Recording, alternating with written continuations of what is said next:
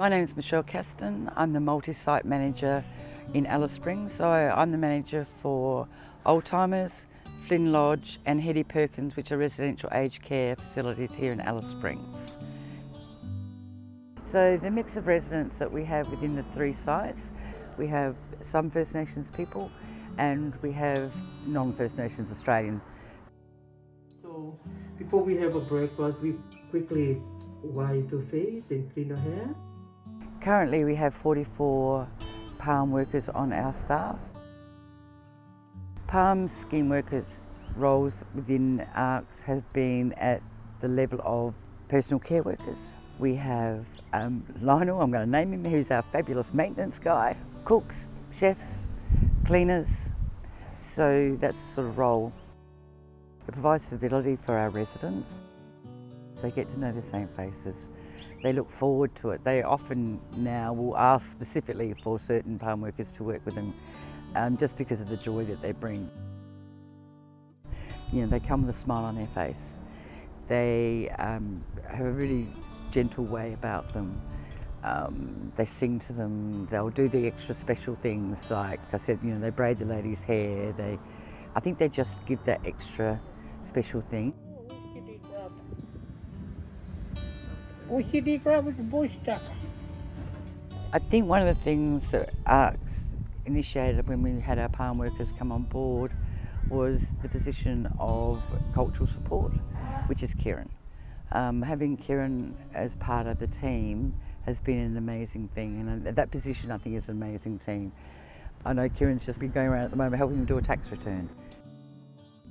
When they first started, it was about finding where the local churches were, meeting the minister or priest or whomever from the local churches. So there's that group, and there's also community groups already here of Solomon and Samoan people, so making sure they actually linked in with those groups as well.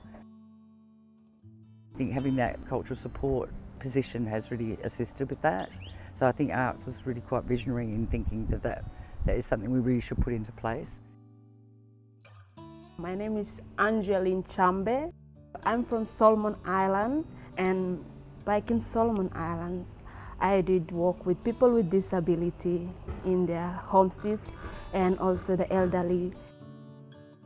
I have the passion of care, and this prompted me to go further in a study, and from my study I was so grateful to go to APTC scholarship, which is funded by Australian government, and this leads me to Australia. I did certificatory individual support in Fiji.